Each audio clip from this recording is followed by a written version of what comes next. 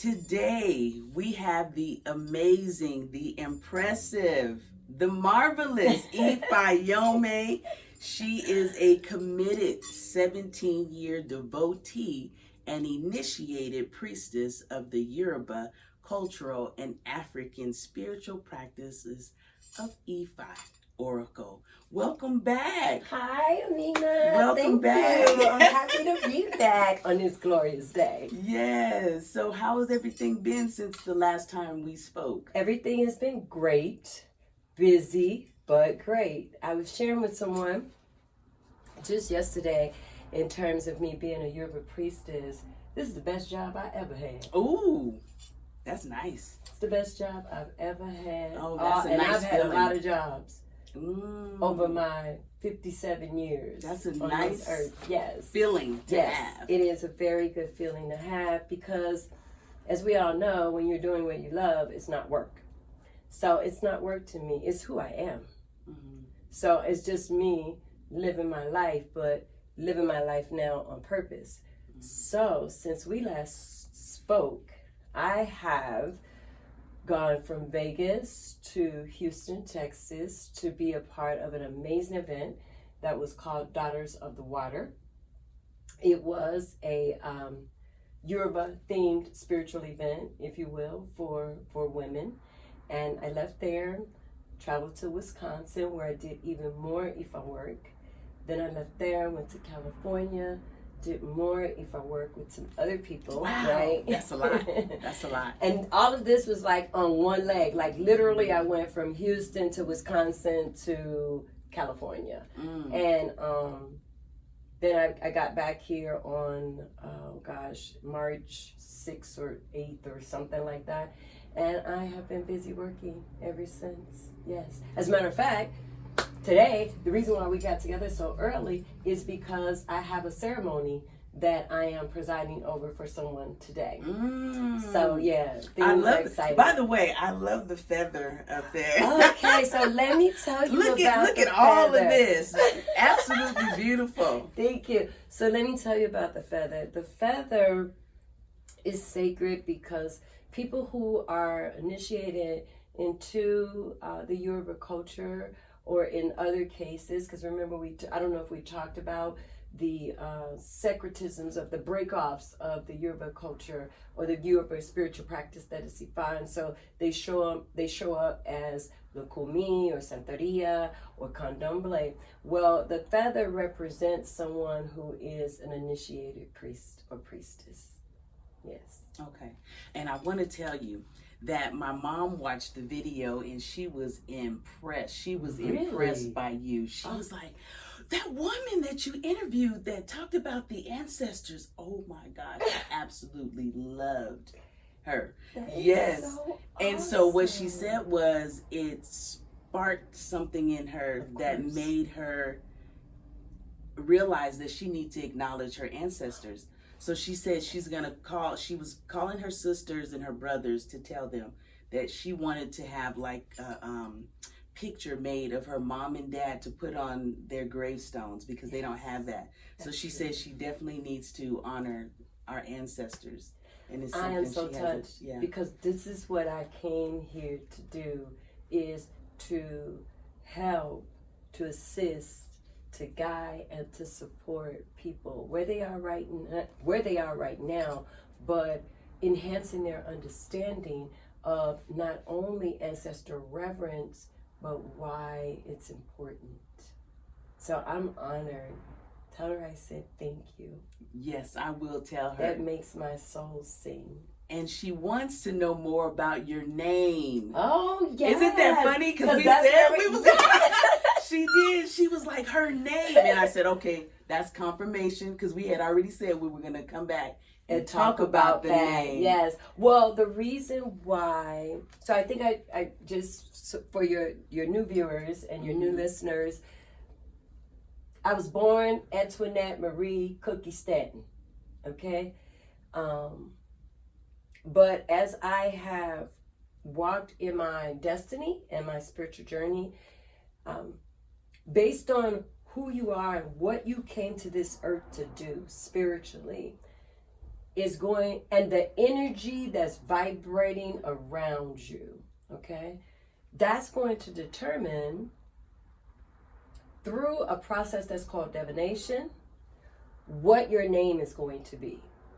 Okay, so initially, and this was before I actually went to Nigeria and got initiated, through divination, I was told that I had to have a Yoruba name before initiation. Now, that doesn't always happen with a lot of people, you know, and everybody's destiny and everybody's process is different, okay? So I was told that I had to have an Yoruba name before I got initiated.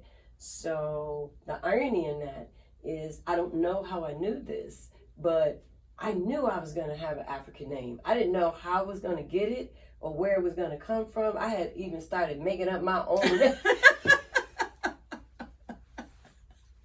And then I thought, oh, well, you know, I'm going to get married and my husband's going to have an African name and then I'll have an African name. But it didn't happen that way. And so the first name that I got was Ifayomi, okay, which is what everyone calls me. IFA Oracle, or, well, IFA is the Oracle of wisdom and knowledge. So it's, loose translation would be, Ifa is, what my name means is, Ifa, God, saves and protects me. So if someone said to me, what does your name Ifayomi mean? To draw the parallel so that they could have an understanding, I would say, the God deity of wisdom and knowledge saves and protects me, because that's what Ifayomi means, okay? During the time that I got the name, I needed saving and protection, quite frankly. So spirit always know. So once I got the name, I'll never forget it. It was on New Year's Day, January, I think it was like, I don't remember the year, 2007 or something like that, right? And I was so proud. From that moment on, I was Ifayomi. So I went to a party on New Year's Day that a friend of mine gives every year here in Las Vegas. And everyone was calling me Antoinette still. And I made a public announcement, right, that I no longer am Antoinette. Moving forward, my name is Ifayomi. And so because you are your name, that explains who you are and who you came to this earth to be. When I went to Nigeria to get initiated, now I'm in another phase and at another point in my spiritual journey and my process, which now is almost about 8 years, I wouldn't say 7 or 8 years since I got Ifayomi. So when I get to Nigeria and they do all of their divination and everything as it pertains to me being initiated or going through the rites of passage to become a priestess, then now come a new name or two new names, shall I say. So in Nigeria, my new name became Ifawemimo. Ifawemimo means Ifa cleanses me, well, with water on me, okay? So, and I'll explain that in a minute. And then Egunsola. Egun is another word that we use for the ancestors. Shola means either to acquire, obtain, or maintain wealth. So, Ifawemimo means Ifa, the God deity of wisdom and knowledge, cleanses me with water. Egunsola means the ancestors, or through my connection to the ancestors and ancestral reverence, I now have what we call the ashe to bring back and or maintain the wealth that is either in my family already or that was lost, and now I have the ashe to get it back. I like that. Right. I like that. Exactly. I like that. Yes. That is nice. And so for the listeners and for people who don't know what IFA is, what is IFA? as the practice. Okay, so Ifa as the practice is a spiritual system that allows us to not only look into our destiny, but continue to look into our destiny. So let's talk about the spirituality of Ifa. So, or let's just talk about African spirituality, period. Most African spiritual systems, any spiritual system that's coming out of Africa, or any spiritual practice that's coming out of Africa, in some way, form, or fashion, is connected to nature. Okay? And all of the forces that lie within nature. Okay?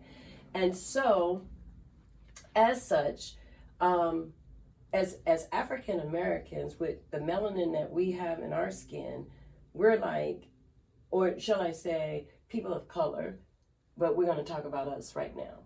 We are closely connected to the sun. Well, the sun is one of the biggest forces that there is in nature, okay?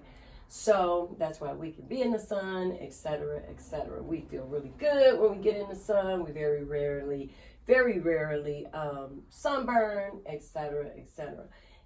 Ifa teaches us that except for the day you were born and the day you're supposed to die, there's no single event in your life that cannot be forecast and when necessary changed, right? So that sounded like a lot, right?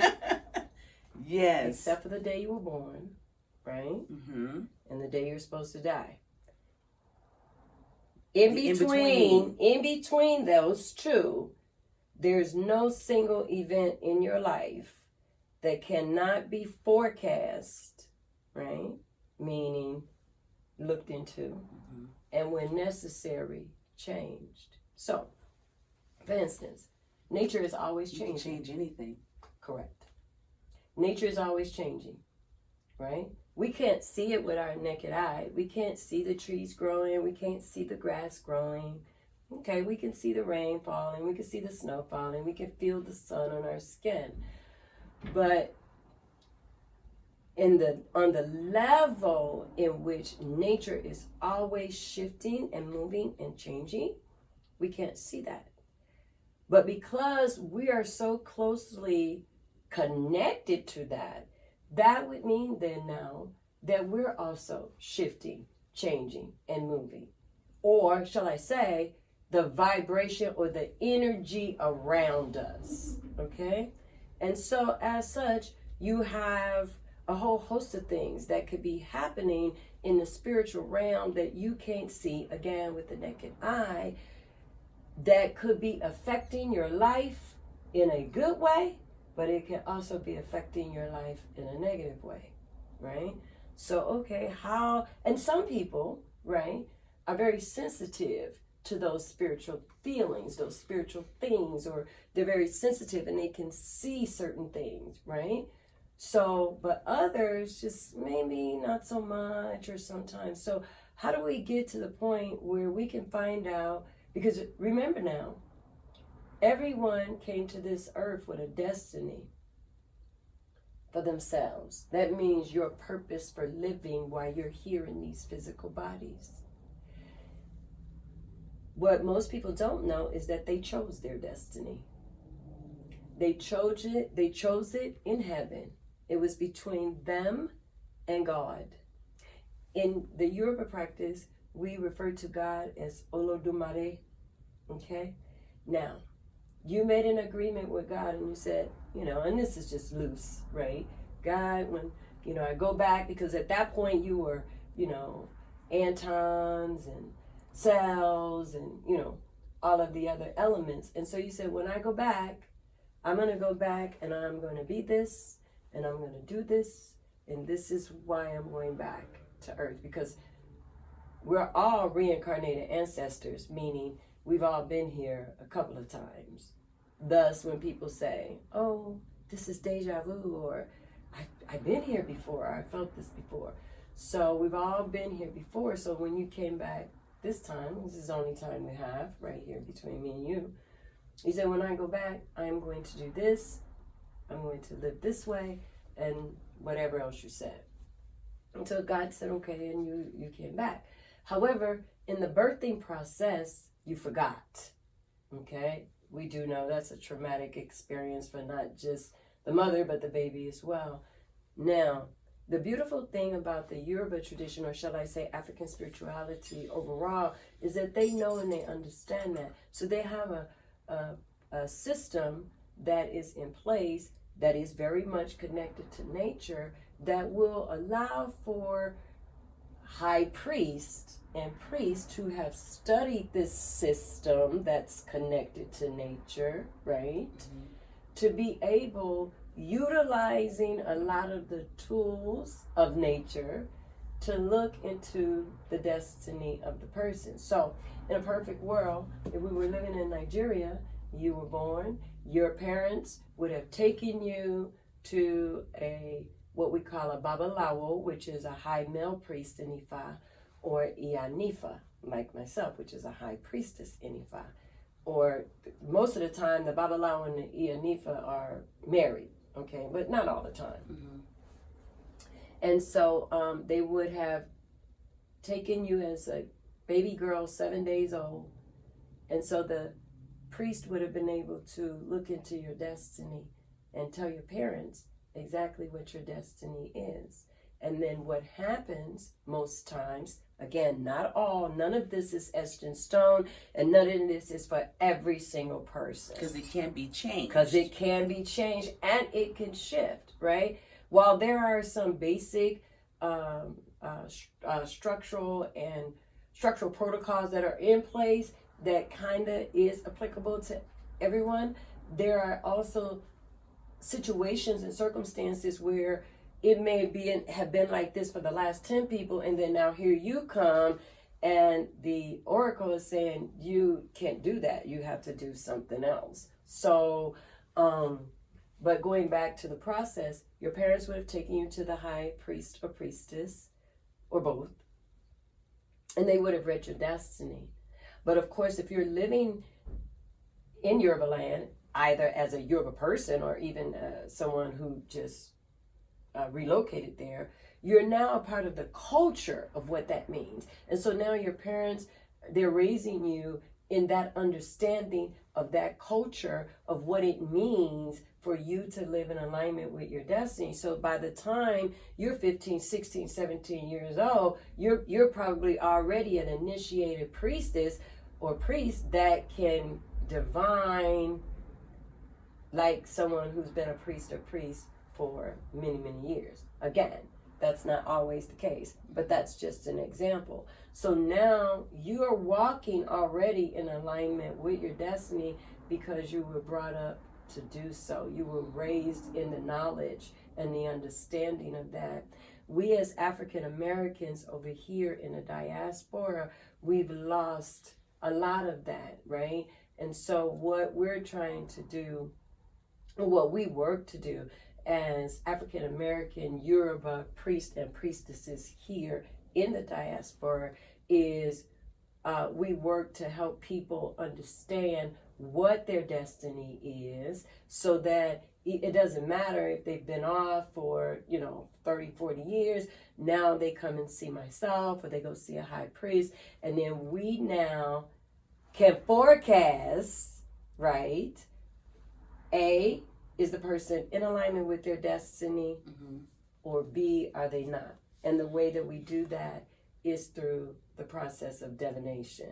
So divination just means to divine just means to know. And there's different ways that people divine. So just a little sidebar, one form of divination is tarot cards. People use tarot cards, right? Another form of divination, you may have heard people read tea leaves.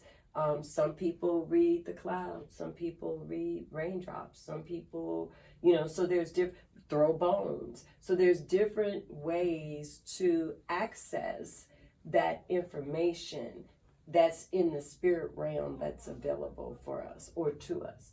Well, in Ifa, we use a very sophisticated system with IFA Oracle. It's a whole lot more, and the reason why it's more sophisticated is because it's more expansive than some of the other oracles that I have just given an example about. Okay, so it's a little bit more expansive, so we can just look deeper and see further, if that makes any sense. No, that makes sense. That makes sense. We can look deeper and see further. And so where the forecasting come is we're assessing whether the person right now is in alignment with their destiny, first thing.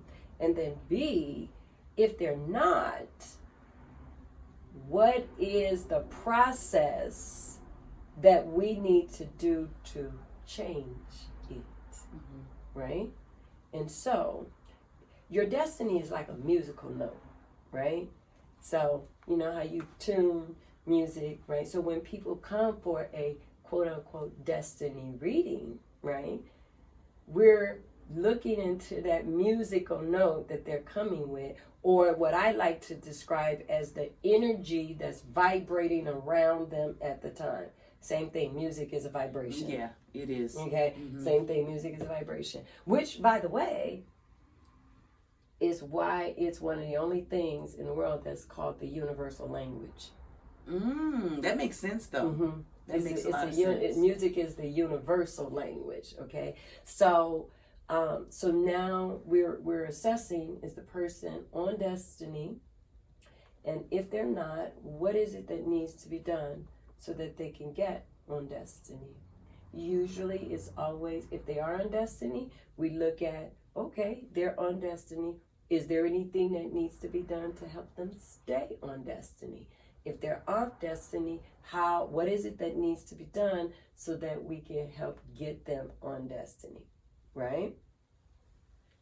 What would you, okay, for someone who, can someone do this on their own, or is it better to go to a high priestess to help get them back into alignment? Well, here's what happens. So we have a part of our being, physical and spiritual being, called our Ori, right? So it's our own, is like the mind? Yeah, spiritual consciousness. It's called our Ori. So generally, most people who did not grow up in Yoruba land or did not grow up in Africa or what have you, it's usually their consciousness, their Ori, that will guide them to the proper place or person or circumstance or thing, who would be a whole lot more knowledgeable than they are at that particular time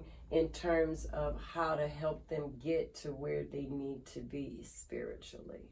Okay. So you do need it outside. Someone on the outside to see what you can't see. Exactly. What you can't see yet. Okay.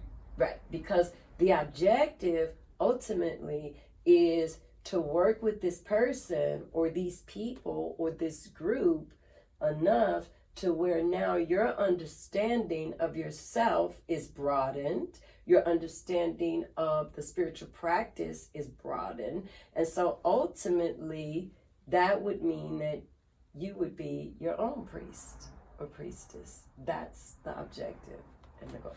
And here in the United States, we're raised by our parents, we're raised by our teachers and everything, and we're programmed absolutely to believe a certain thing. And if you don't believe that, then something's wrong with it. Of course. And so we're programmed, and through programming, we're told that we're not supposed to do certain things. So what would you say to that person who's afraid to be in alignment because they don't understand that they're out of alignment and that they've just been programmed by the people around them to believe a certain way, and they need to follow their consciousness? Usually, by the time people come to me, they're not afraid. Okay.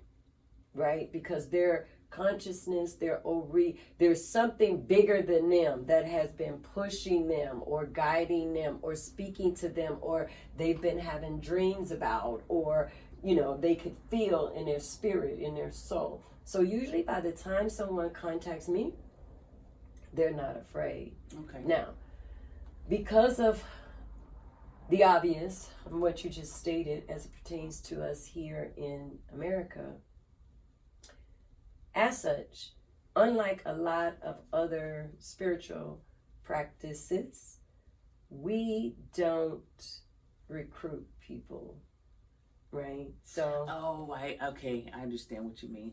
yeah.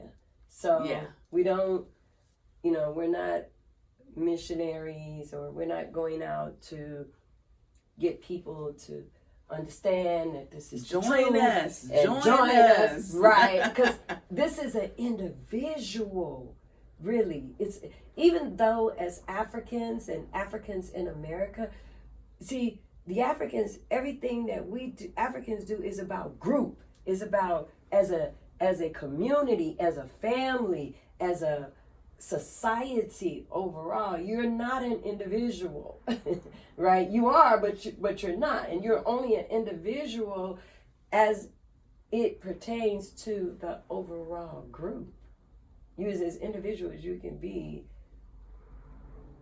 within the group, I guess, is a good way to put that. So we don't,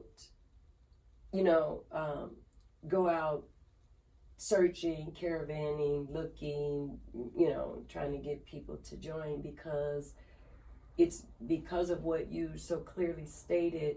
It's really hard to penetrate that level of, what did you say? We've been programmed. Yeah, mindset, that's what I meant to say. Mindset. It's so difficult to penetrate that programming for people who are not ready. So this is why when someone contacts me or contacts another priest or priestess, they're usually already ready to make that step for themselves. And so they may have some fears, but the desire is bigger than the fear. And so, you have some people that move quickly in getting there or wanting to get there for themselves, and you have some people who move slowly because they're a little skeptical, because they may not fully understand. And all of that is perfectly fine, because everybody is right where they're supposed to be, right where when they're supposed to be there. So as a priestess working with so many people, I'm working with people in different levels of their journey, of their spiritual journey, or different levels of their rite of passage as they're seeking to align themselves more with that spiritual destiny that they chose for themselves before they came into these physical bodies. Earlier we were talking about the 4 agreements and how we have to be impeccable with our words. And we talked about how people don't realize when they're speaking over someone, they could actually be casting spells on people, which will prevent someone from living their destiny. Yes. It can prevent someone because, say for instance, the example that they used in the book was someone loved to sing. And maybe it's their destiny to be a singer, but someone says, you got an ugly voice, you can't sing. Now that person shut that down, and they will never sing another word ever in their life because someone spoke that over them. Mm-hmm. And we talked about how that, in the book, they called it black magic. So that could be considered witchcraft, can it? Or a different form. Well, let me just tell you something. You and I can go outside and get 2 rocks and some water, and we can stand here together and create witchcraft just like that. So, yes, that could be considered witchcraft. But when we talk about witchcraft, as most people know it, they think about dark magic, okay? But first of all, Ifa is not witchcraft. It's not, what I like to say, it's not magic, but it is magical.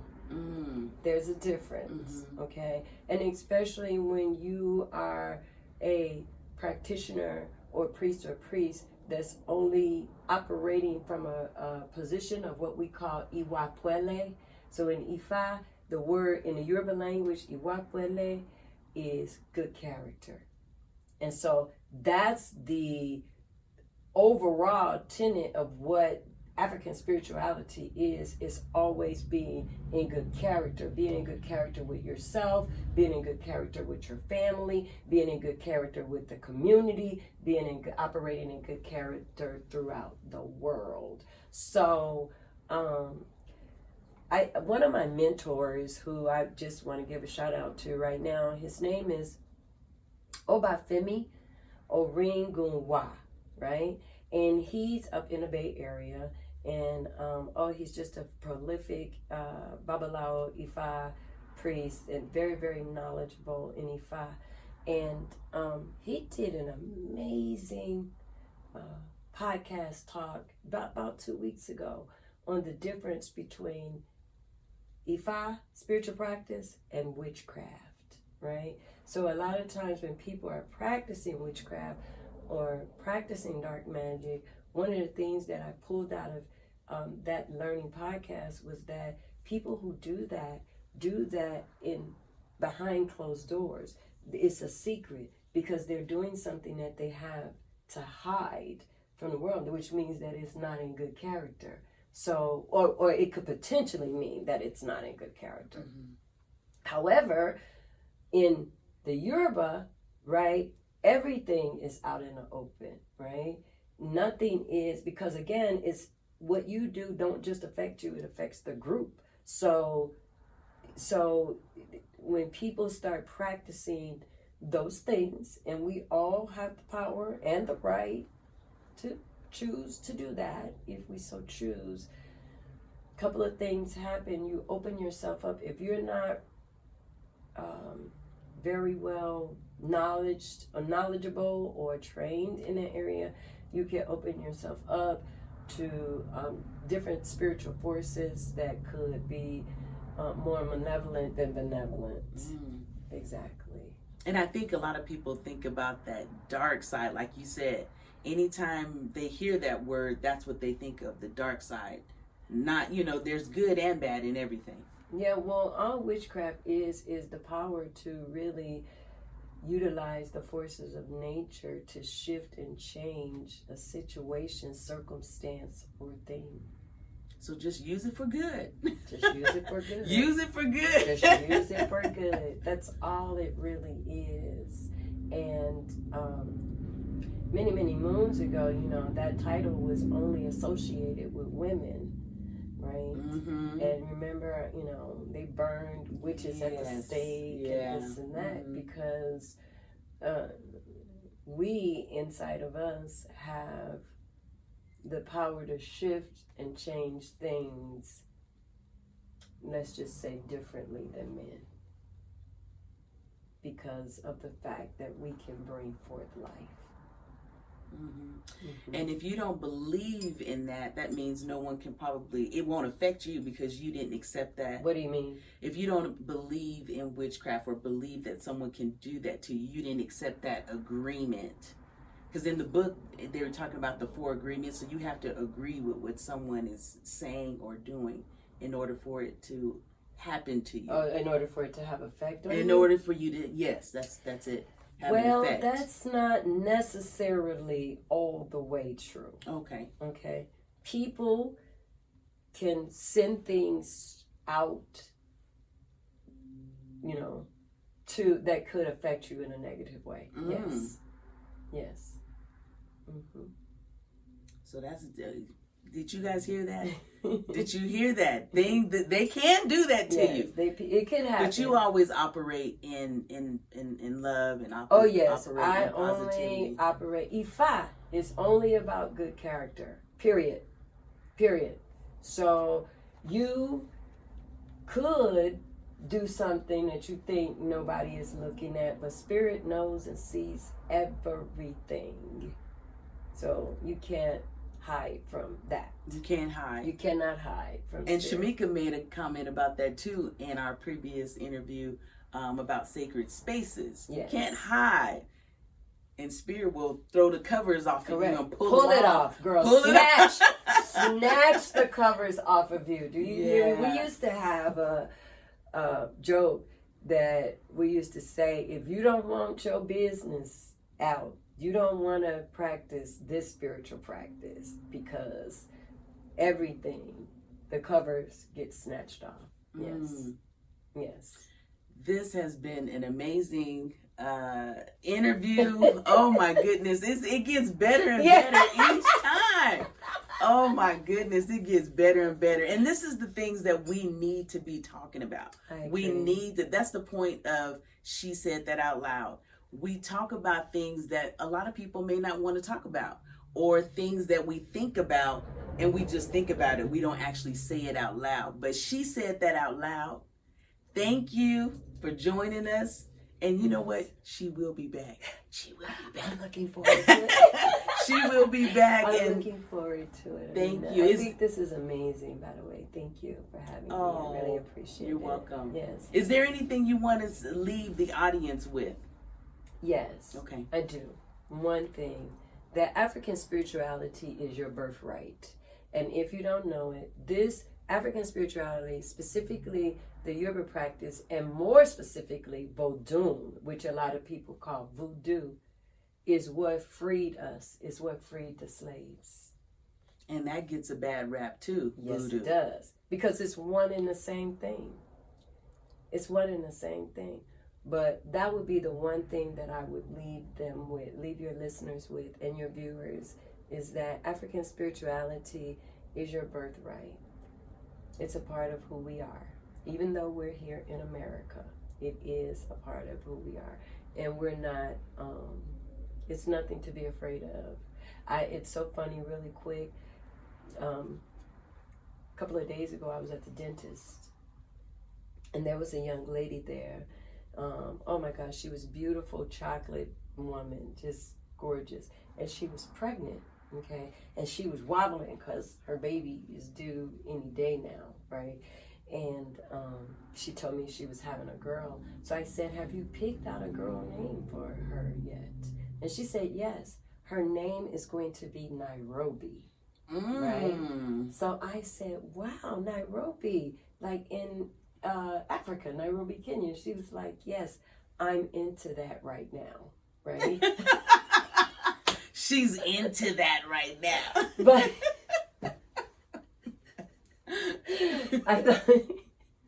I thought that was so funny. And the reason why is because when I was young and I was her age, I knew nothing about African spirituality, but I gave my son an African name.